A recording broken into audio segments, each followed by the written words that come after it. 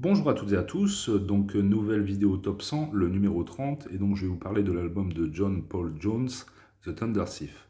Donc John Paul Jones est un Anglais bassiste, bassiste de Led Zeppelin, et donc la carrière de Led Zeppelin s'arrête au début des années 80 avec le décès de leur batteur John Bonham. Robert Plant va continuer sa carrière en solo, et Jimmy Page va faire des participations sporadiques, notamment avec David Coverdale et les Black Crowes.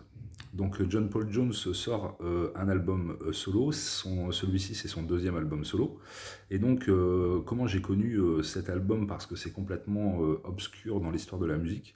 Obscur non pas dans le mauvais sens, mais dans le sens vraiment pas connu.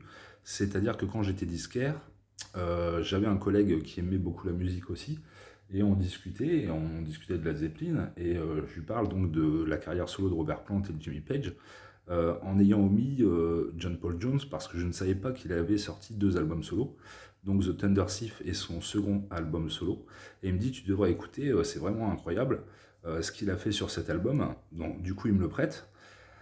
Forcément je l'ai acheté après coup, tellement j'étais en émoi par rapport à cet album, et donc je vous conseille cet album parce que il y a notamment Robert Fripp qui fait le solo de guitare de Leafy Meadows, le premier morceau, Robert Fripp étant le guitariste solo de King Crimson, groupe de rock progressif qui a littéralement inventé le rock progressif.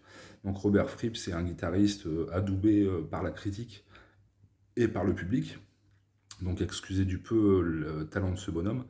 Et donc cet album est incroyable. Incroyable dans le sens où quand ce collègue m'a prêté l'album, je m'attendais, je me dis John Paul Jones, que je connaissais ce qu'il faisait dans Led Zeppelin, je m'attendais à du rock, hard rock type Led Zeppelin, et pas du tout. En fait, la plupart des morceaux sont des instrumentaux. Je pense notamment à ce morceau incroyable, Leafy Meadows, avec cette basse rampante, galopante, cette rythmique incroyable. Et c'est un album qui puise dans des inspirations diverses. Je pense notamment à la musique traditionnelle britannique, japonaise. Et donc c'est vraiment intéressant dans le sens où il s'écarte complètement. Enfin, c'est un ovni. C'est un ovni dans la musique, c'est un ovni dans le rock. Ça reste du rock dans le fond de la musique, mais c'est totalement décomplexé, une créativité complètement débridée. Et je vous le conseille chaudement parce que c'est vraiment pas connu. Je pense que c'est un album qui est pas connu ni reconnu à sa juste valeur dans l'histoire de la musique. Et franchement, c'est dommage parce que c'est un chef-d'œuvre.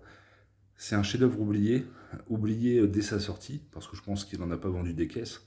Mais franchement, ça vaut le détour. Donc voilà, John Paul Jones, numéro 30, top 100. À bientôt, salut.